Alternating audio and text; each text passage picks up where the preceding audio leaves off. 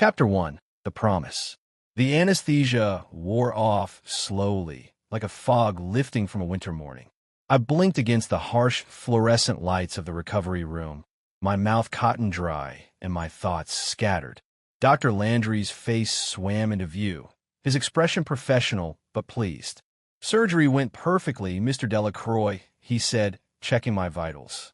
"The spinal fusion was successful, but recovery will be challenging. You'll need consistent help for at least 6 weeks." I nodded, wincing at the movement. At 48, I wasn't bouncing back from injuries like I used to.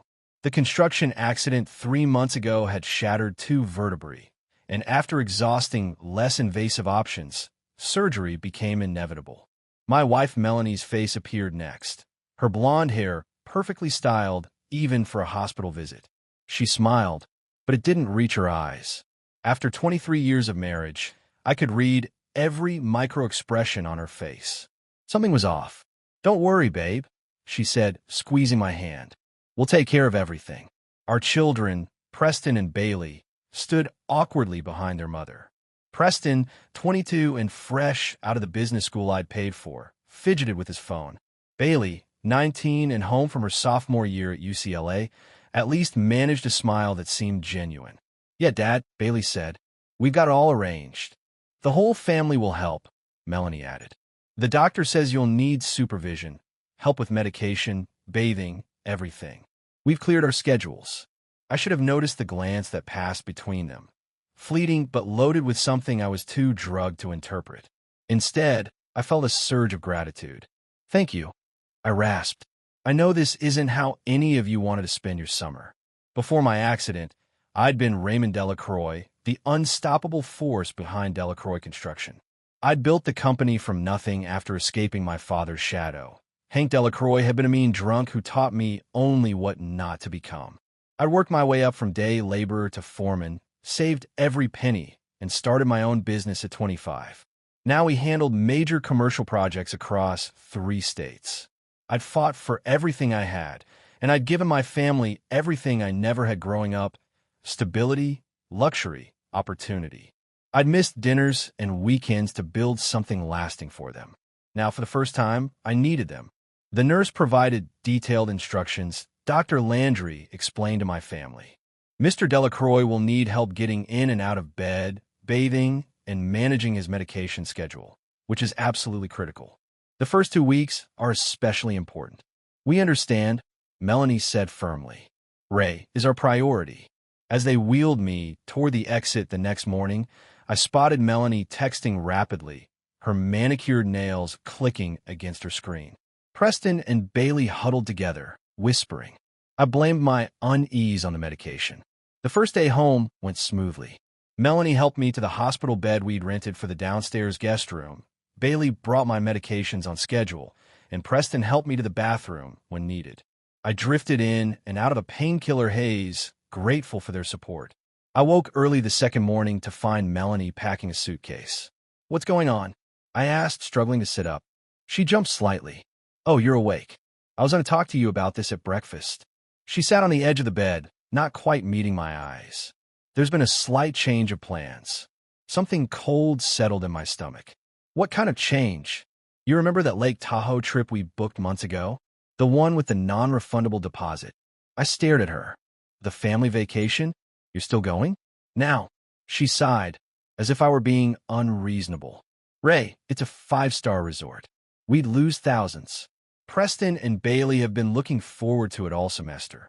But the doctor said—" "I've got it all figured out," she interrupted.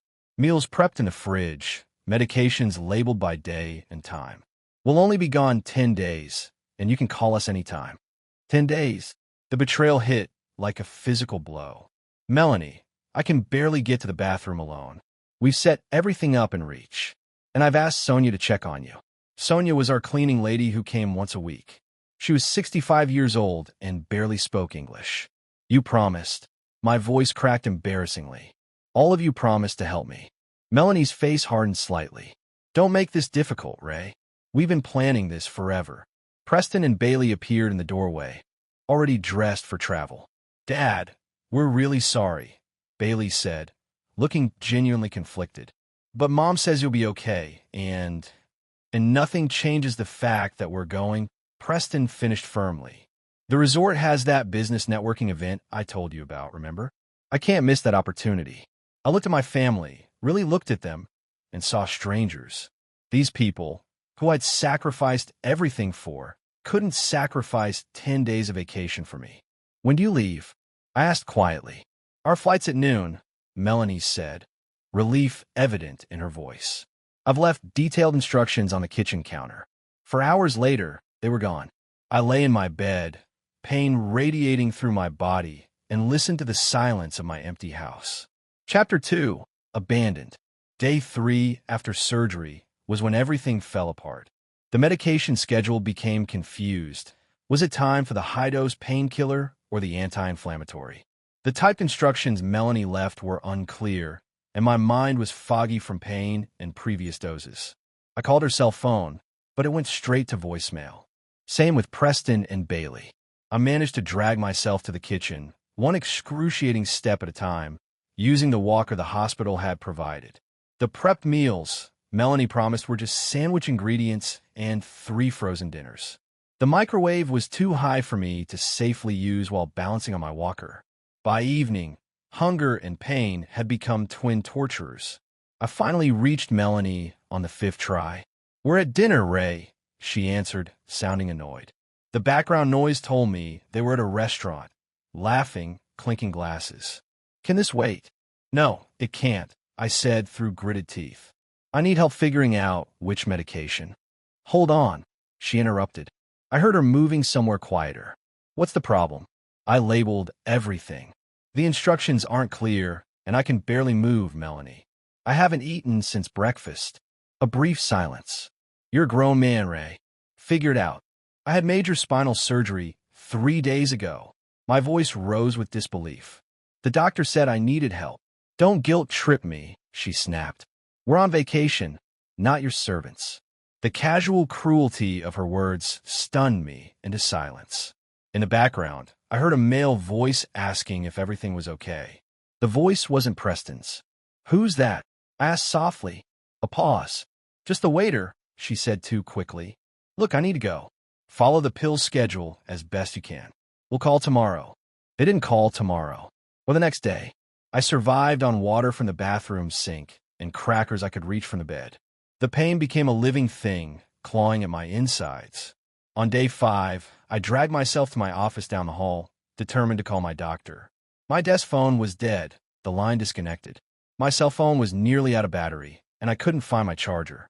In desperation, I booted up my computer to email my doctor, and that's when everything changed. Melanie had left her email logged in. At first, I thought I was hallucinating from pain and medication. The email chain was between my wife and someone named Benjamin Walsh. The subject line, Tahoe Getaway. Can't wait to feel your body against mine with nothing but the lake view as witness, read one message from this Benjamin. Ray's surgery was perfect timing, Melanie had replied. The kids think it's just a family vacation. 10 days of freedom. My hands trembled as I kept reading. The affair had been going on for over a year. Benjamin Walsh was my business partner Neil Walsh's cousin, a fact that added another layer of betrayal. The emails revealed that Preston and Bailey knew about the affair. They didn't approve, but they'd agreed to participate in this family vacation because Benjamin had promised Preston introductions to investors and Bailey his summer internship at his marketing firm. I read every email, each word a knife. Then I noticed a notification for a shared photo album. With numb fingers, I clicked it. There they were, my family and my wife's lover, posing in front of a luxury lake house. Melanie wrapped in Benjamin's arms. Preston shaking hands with men in expensive suits. Bailey lounging by a pool. All of them smiling, not a care in the world, while I lay neglected in agony. Thanks for showing me who you really are, I whispered to the empty room. I managed one phone call before my cell died completely. Not to Melanie or my children. Not even to Dr. Landry. I called Hugh Bannister, my oldest friend and the only person who knew everything about me, including the darkness I kept buried. Hugh, I said when he answered. I need you. He arrived 6 hours later with supplies, medication, and cold fury in his eyes. Jesus Christ, Ray, he said, taking in my unwashed body, the empty water glasses, the confusion of pills. They left you like this. They left me for dead, I corrected quietly. And now I'm going to return the favor. Chapter 3. The Decision. Hugh moved into my guest room for the next 2 weeks. A retired military medic turned private security consultant, he approached my recovery with tactical precision. He administered medications, changed bandages, helped me bathe, and cooked actual meals. More importantly, he listened as I poured out every bitter detail of my family's betrayal. They've been laughing at me for God knows how long, I said one evening as we sat on the back patio. I was finally mobile enough to venture outside with a cane. My own children chose a stranger over their father because of what he could offer them. Hugh's weathered face remained impassive, but I knew he was furious on my behalf. We'd grown up together in the same hardscrabble neighborhood, had each other's backs through every fight and setback. Hugh had been the best man at my wedding and godfather to both my children. "What are you thinking, Ray?" he asked carefully. He knew me well enough to see the cold calculation behind my pain. "I'm thinking it's time they learned what it feels like to be abandoned," I replied. "I've got 2 weeks before they return. That's enough time." "For what?" I turned to him, decision crystallizing. "To disappear. Not just leave, disappear, so completely they'll never find me unless I want to be found." Hugh nodded slowly. "You have the means." He was referring to what we'd always called my ghost protocol, a detailed escape plan I'd created years ago during a period of paranoia after my company's first major success. I'd established alternate identities, offshore accounts, and property holdings that couldn't be traced back to me. I never thought I'd use them against my own family. "They think I'm just a wallet with legs," I said bitterly. "A provider who can be discarded when inconvenient. They have no idea who I really am or what I'm capable of." "What about the company?" Hugh asked. "Neil can buy my shares. He's wanted to for years." My jaw tightened, though I'm going to make sure he understands exactly what his cousin has done. Over the next few days, as my physical strength gradually returned, Hugh helped me set my plan in motion. We transferred funds, contacted my lawyer, and prepared documentation. I recorded videos on my phone documenting my condition and the abandoned state of the house. I forwarded the damning emails to secure accounts. By the time Melanie texted that they'd be home in 2 days, every trace of Raymond Delacroix, the devoted father and husband, was ready to vanish. "Are you absolutely sure about this?" Hugh asked the night before their return. "Once you trigger this, there's no going back." I looked around at the house I'd built, filled with memories both good and bad. For 23 years, I believed I was building a legacy of love.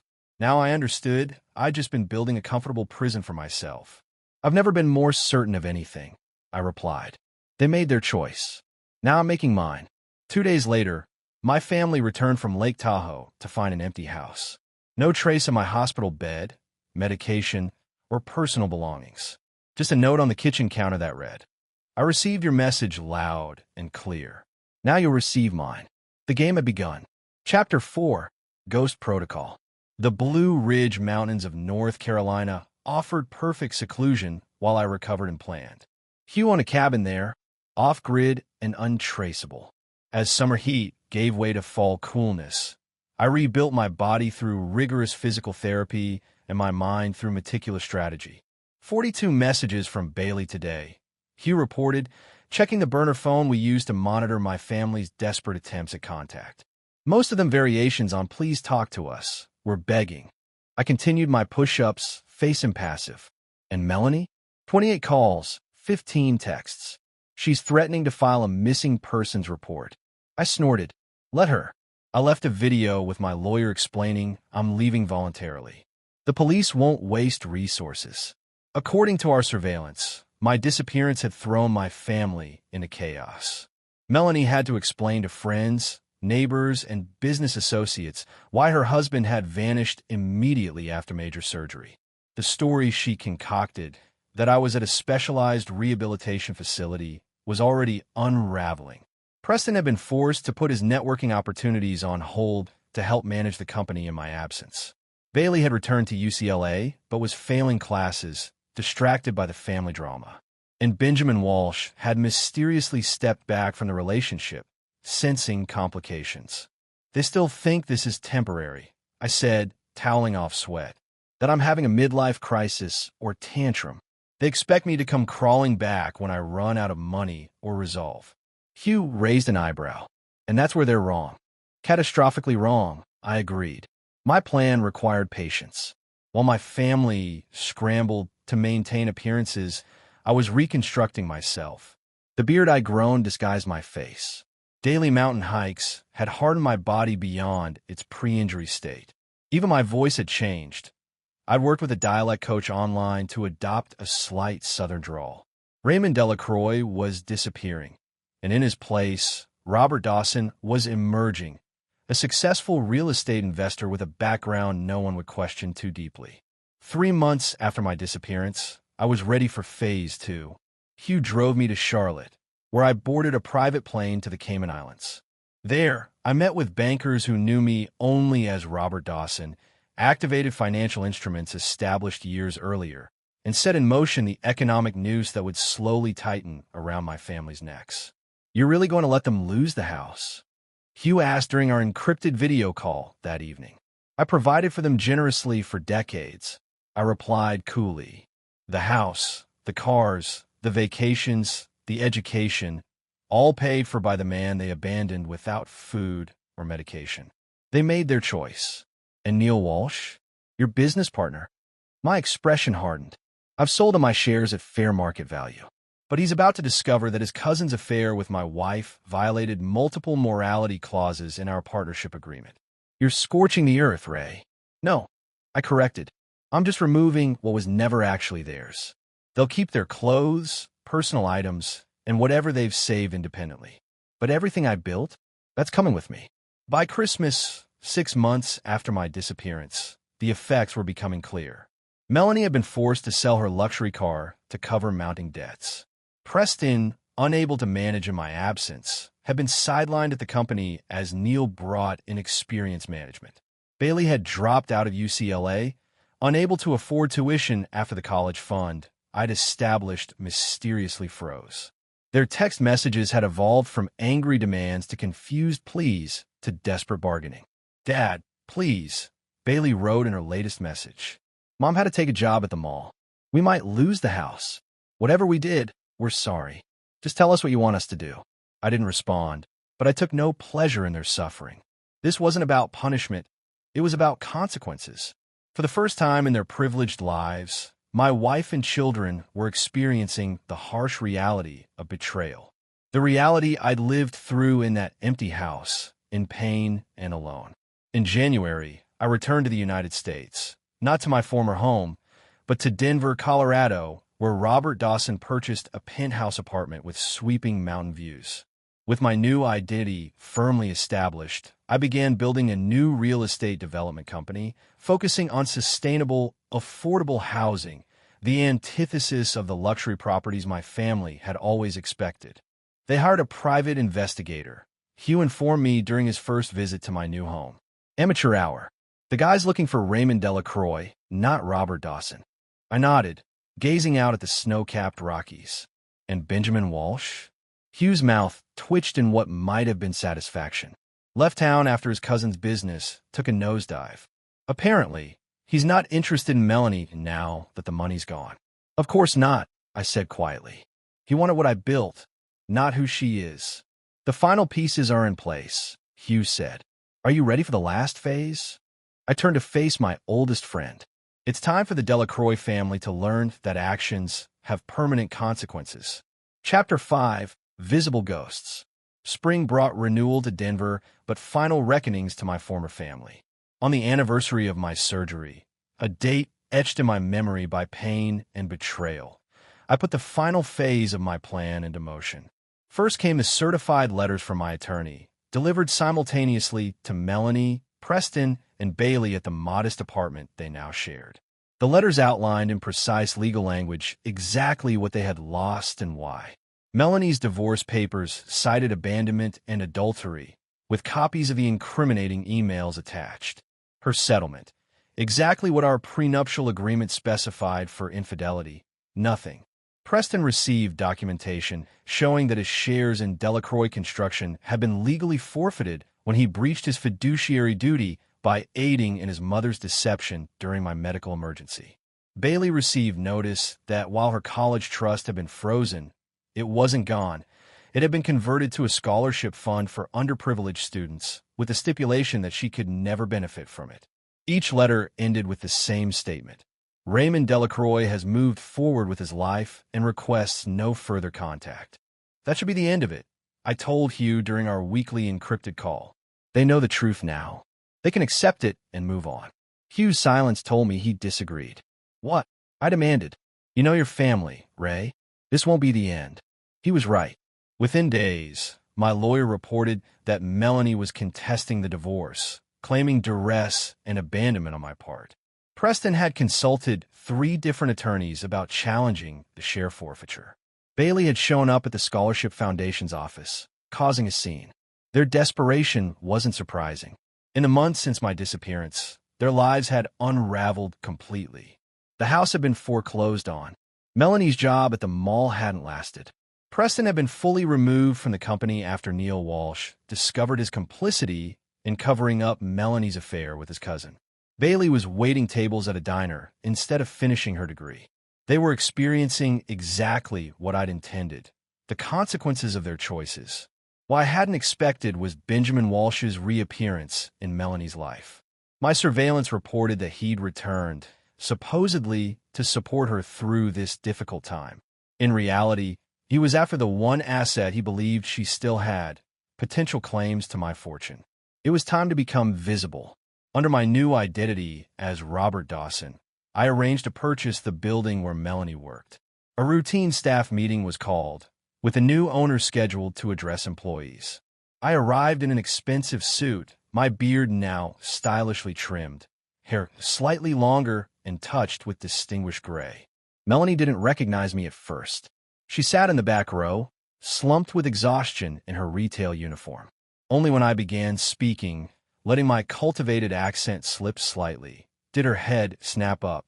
Our eyes met across the room, and I watched the blood drain from her face. As the new owner, I continued smoothly, ignoring her visible shock. I'll be making some changes to operations. Those who have demonstrated loyalty and work ethic will be rewarded. Those who haven't, I smiled thinly. Well, the market is competitive these days. After the meeting, I retreated to my office and waited. Within minutes, there was a frantic knock at the door. Come in, Melanie, I called. She burst in, trembling. Ray, is it really you? Where have you? Why did you? She moved toward me, arms outstretched. I held up a hand, stopping her. That's not my name anymore, and you've lost the right to ask me anything. Please, she begged, tears spilling. You have to listen. I've lost everything. The kids are suffering, much like I suffered alone after surgery. I asked mildly, when you were enjoying Lake Tahoe with your lover? Her face crumpled. It was a terrible mistake. I didn't think. That's correct. You didn't think I would ever stand up for myself. You didn't think your comfortable life could disappear. You didn't think consequences would apply to you. Ray, Robert, whatever you're calling yourself, she whispered. I'm still your wife. Not for much longer, I replied. And this meeting isn't about reconciliation. It's about clarity. I want you to understand exactly why your life has fallen apart, and I want you to explain it to our children. I slid a folder across the desk. Inside is documentation of everything. The emails, the photos from your vacation, the text messages between you and Benjamin planning how to leave me alone after surgery. I want Preston and Bailey to see who their mother really is. They'll hate me, she whispered. Perhaps, I agreed. Or perhaps they'll recognize their own complicity. Either way, they deserve the truth. And then what? She asked.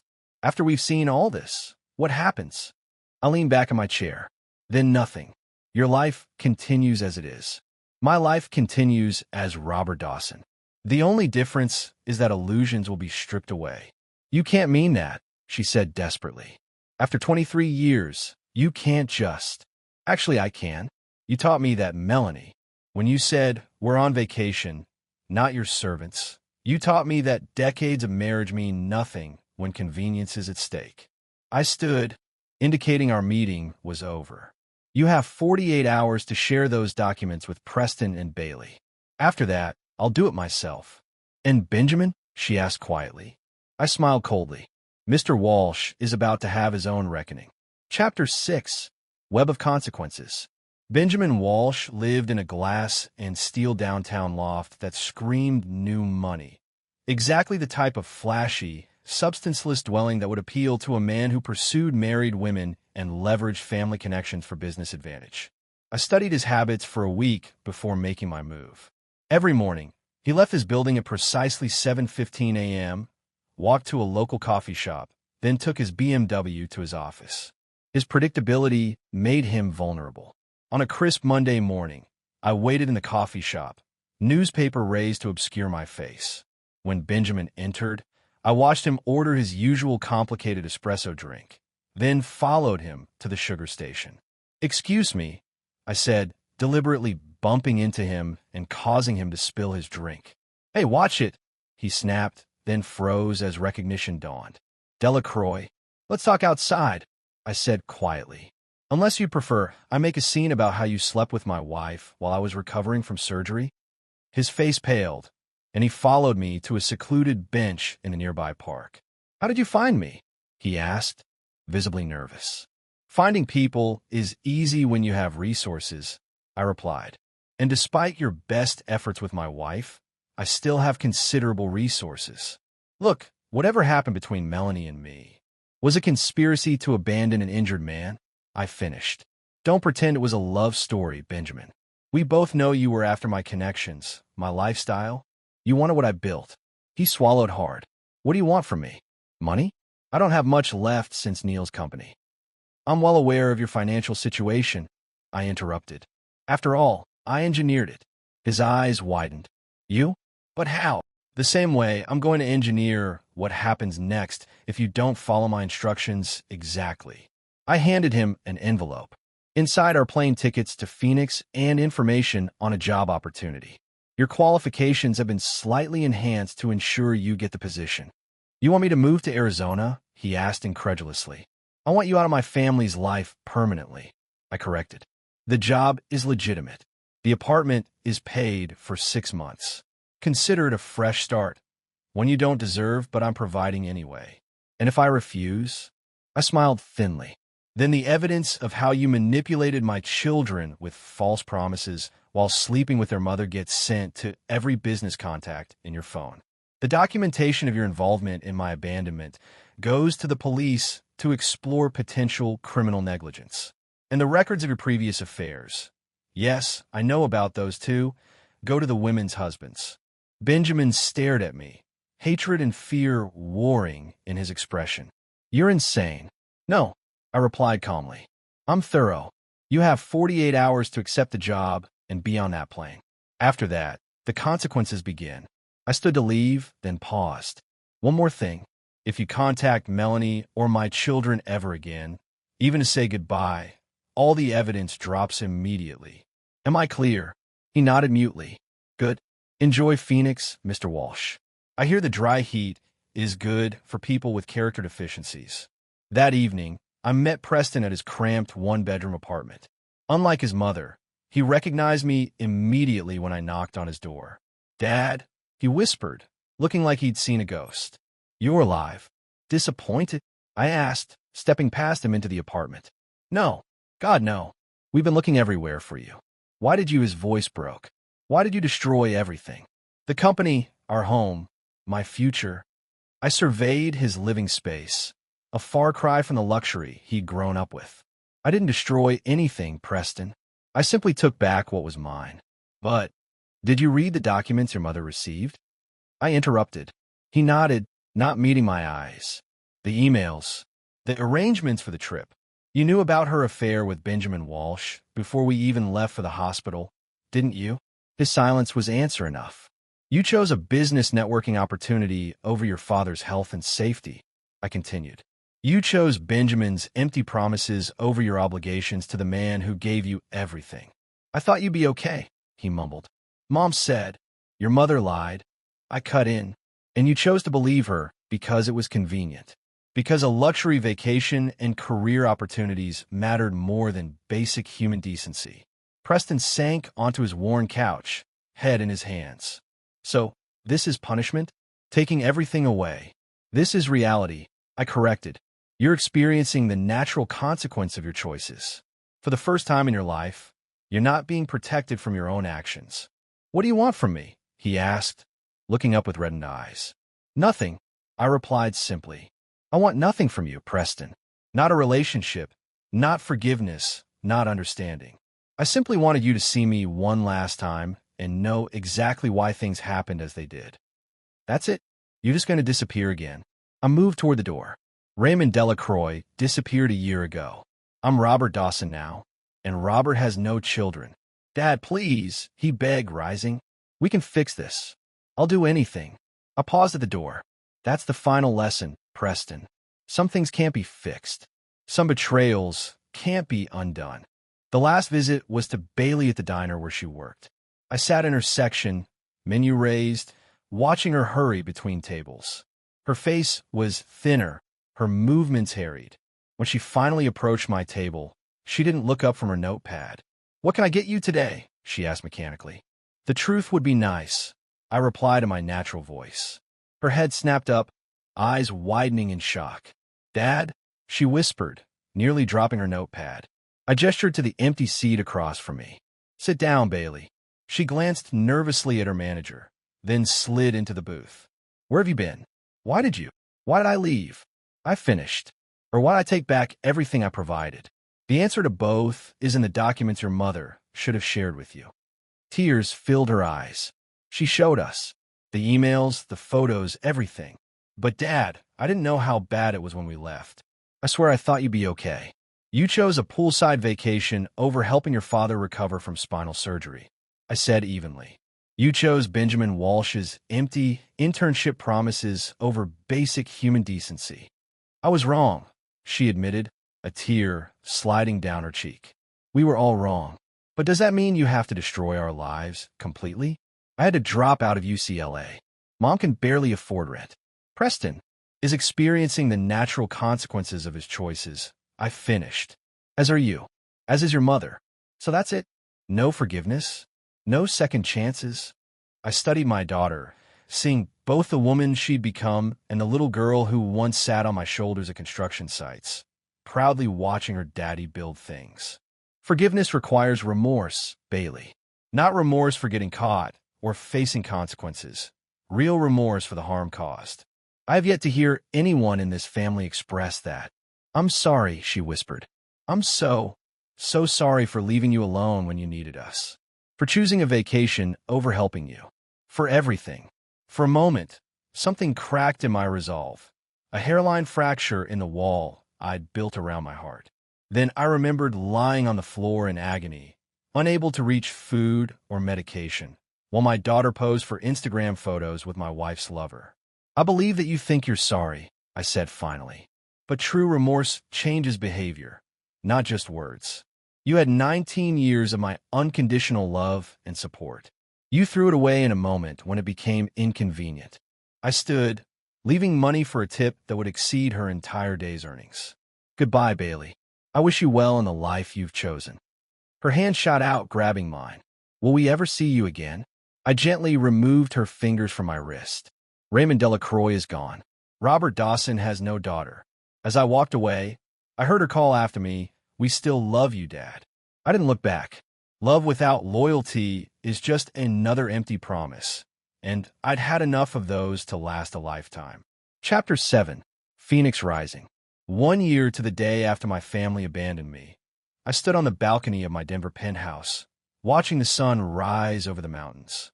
Robert Dawson's real estate development company had flourished, specializing in affordable, sustainable housing that was the antithesis of the luxury properties my former family had taken for granted. My phone buzzed. Hugh, calling with his weekly update. "They're still looking for you," he reported without preamble. "Melanie hired another private investigator, but they're still searching for Raymond Delacroix, not Robert Dawson." And Benjamin Walsh took the Arizona job. Smart move on his part. I nodded, though Hugh couldn't see me. Benjamin had recognized that crossing me would be catastrophic. In his own way, he'd shown more sense than my own family. Any change with Preston or Bailey? I asked, keeping my voice neutral. Hugh paused. Preston's working construction now. Entry-level with a commercial outfit in Charlotte. Bailey's back in school, community college, working 2 jobs to pay for it. Something tightened in my chest. Despite everything, hearing that my children were rebuilding their lives stirred complicated emotions. Ray, Hugh said carefully, it's been a year. You made your point. They've suffered the consequences. Maybe it's time to... To what? I interrupted sharply. Forgive and forget? Welcome them back with open arms? They left me to suffer alone, Hugh. They chose luxury and convenience over basic human decency. I'm not saying forgive them, Hugh replied. I'm saying maybe it's time to stop actively monitoring them. To truly move forward as Robert Dawson. I fell silent, considering his words. Was I truly moving forward if I remained tethered to their lives? Even as an observer? I'll think about it, I finally said. But first, there's one more thing I need to do.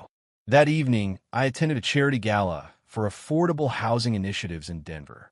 As one of the major donors, Robert Dawson was expected to make an appearance. What no one expected was for Neil Walsh to also be in attendance. I spotted him across the ballroom, grayer and more weathered than when I'd last seen him. Our eyes met, and recognition dawned on his face. Not of Raymond Delacroix, but of the mysterious investor who had systematically dismantled portions of his business over the past year. He approached cautiously, drink in hand. Robert Dawson, I presume? Your reputation precedes you. As does yours, Mr. Walsh, I replied coolly. Though I understand your company has faced challenges recently. His jaw tightened.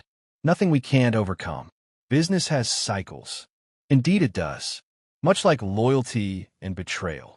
Confusion crossed his features, then slowly transformed into dawning horror as he studied my face more carefully.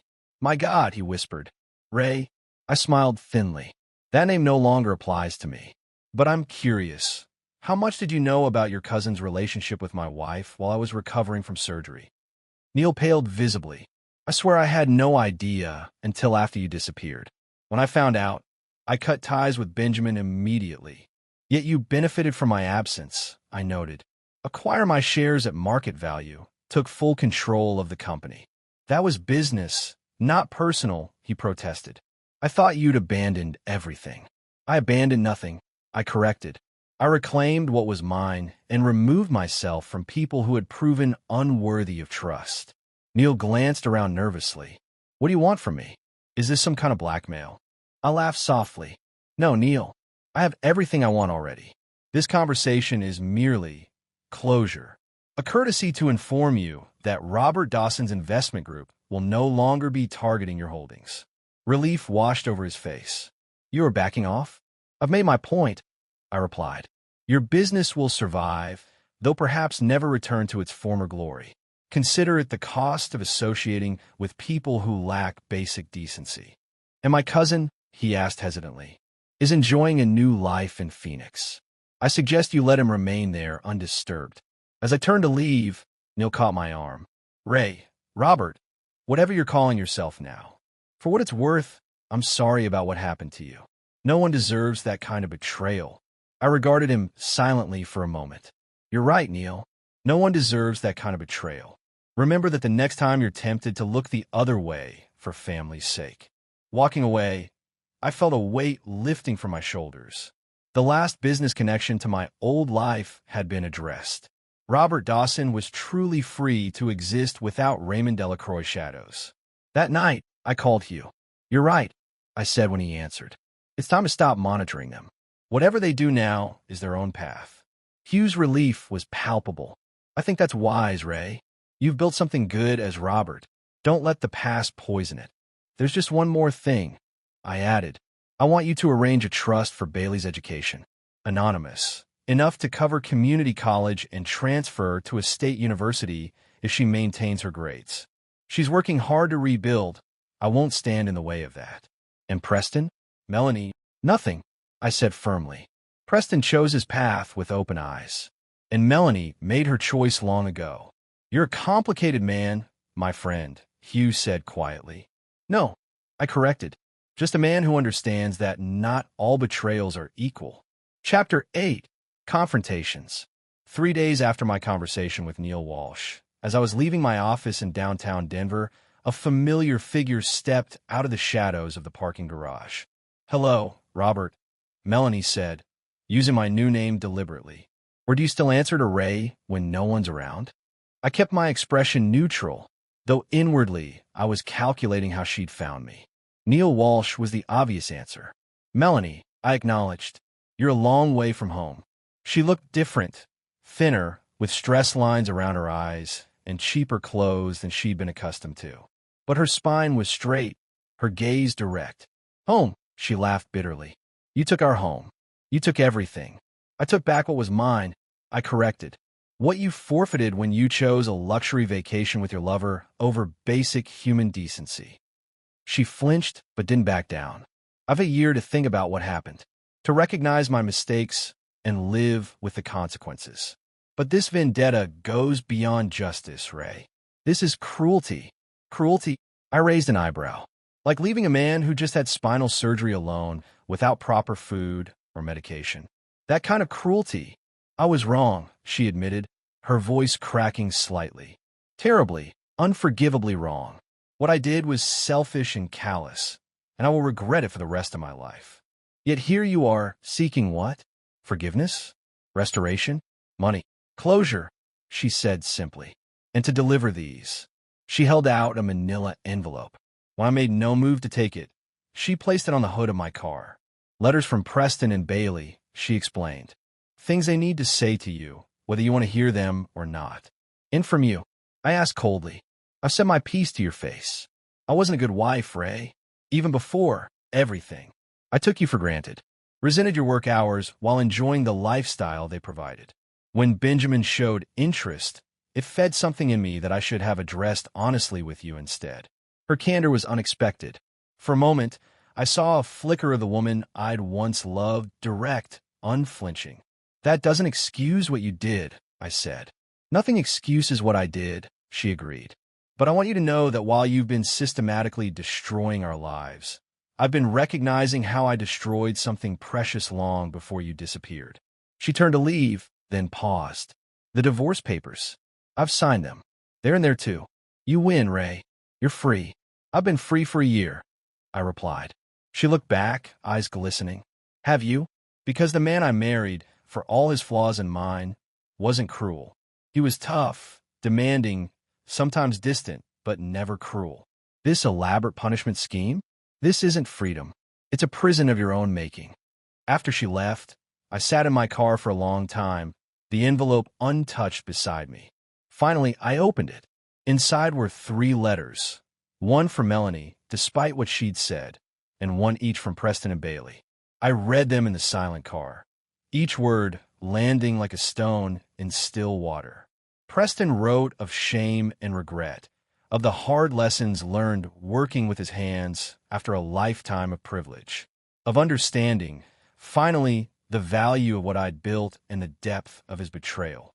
Bailey wrote of her struggle to rebuild, of working 2 jobs while studying, of nightmares where she returned to an empty house to find me gone.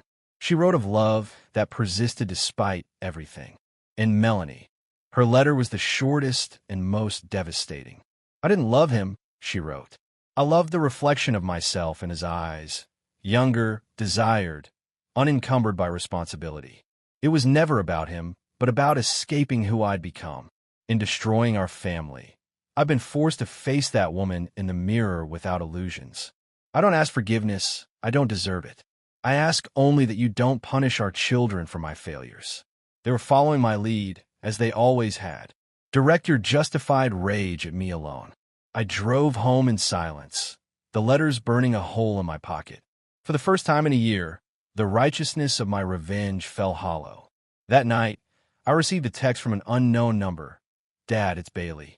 Mom told us she found you. I don't expect forgiveness or money or anything. I just want you to know that I understand now what real consequences are, and I'm trying to be someone you could be proud of, even if you never know it.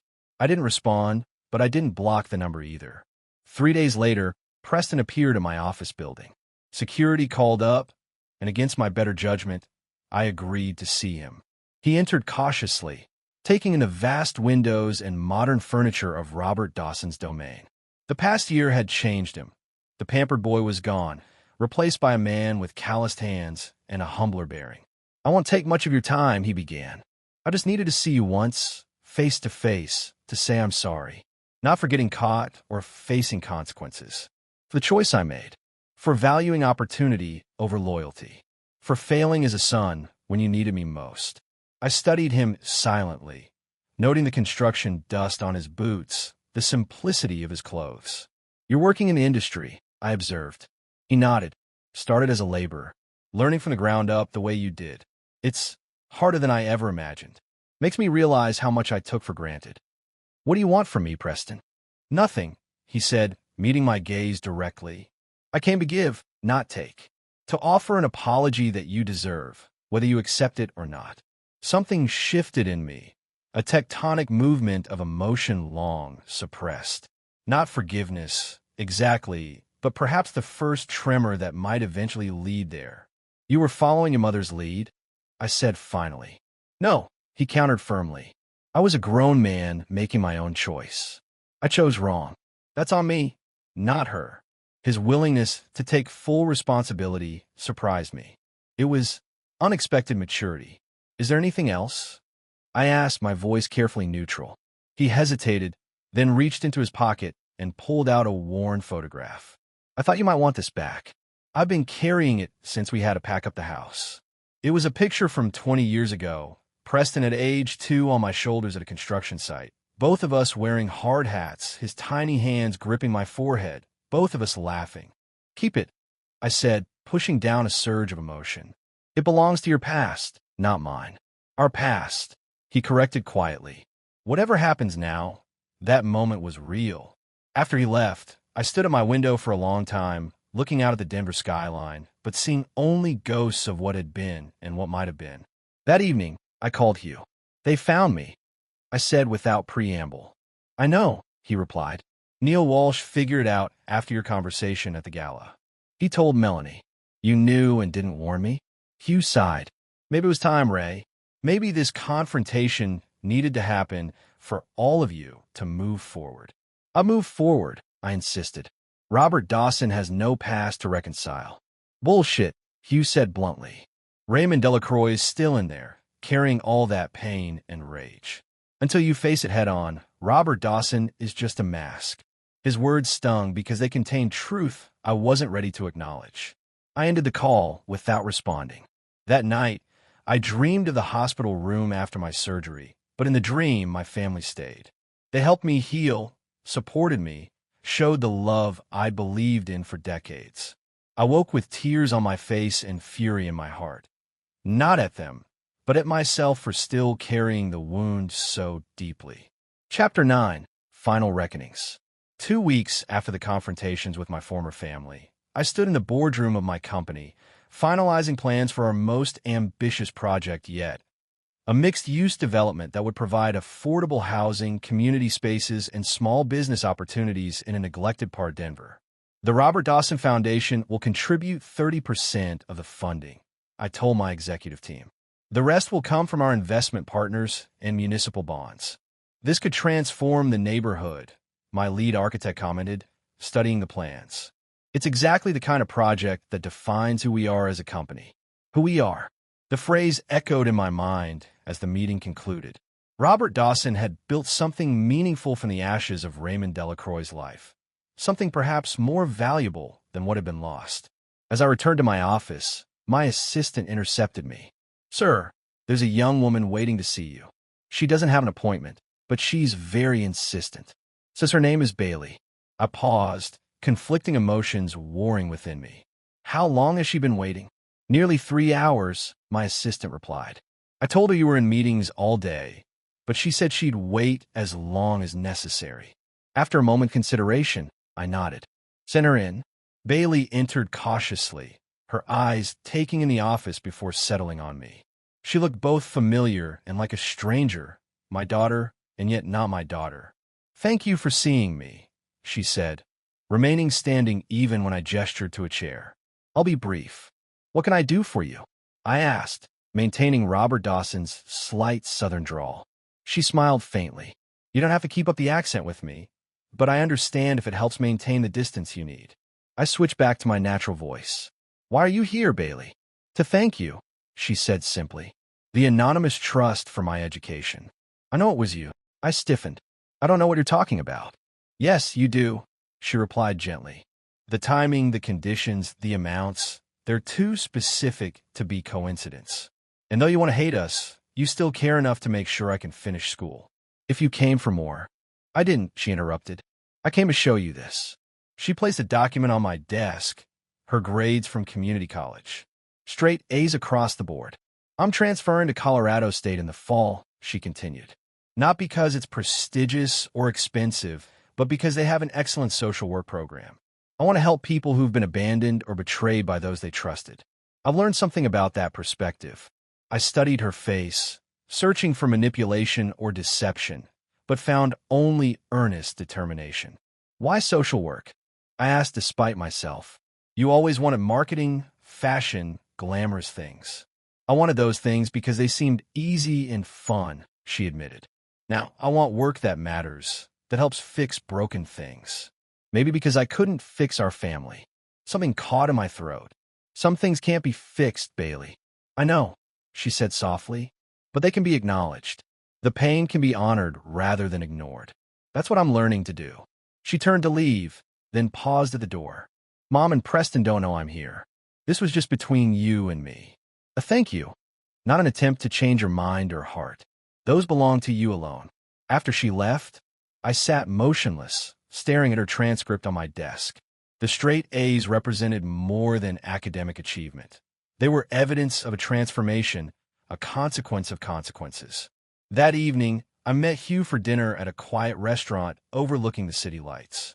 "Bailey came to see me today," I told him after we'd ordered.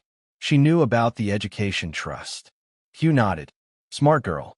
Always was. She's studying social work now. Wants to help people who've been abandoned."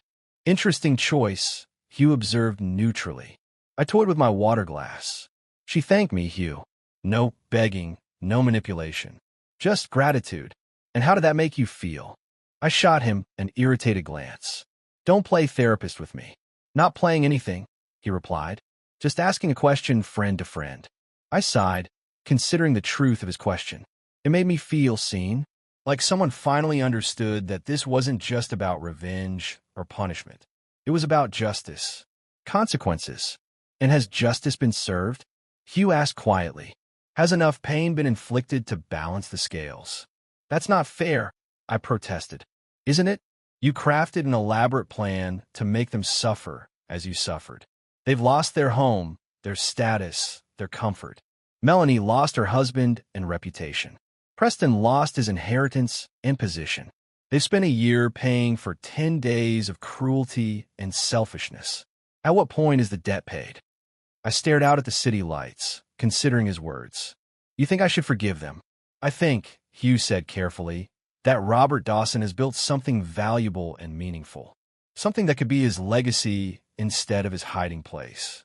I think holding on to Raymond Delacroix's pain serves no one, least of all you." "And what would forgiveness even look like?" I asked, genuinely uncertain. "Welcome him back into my life? Pretend nothing happened?" Hugh shook his head. "Forgiveness doesn't mean restoration, Ray.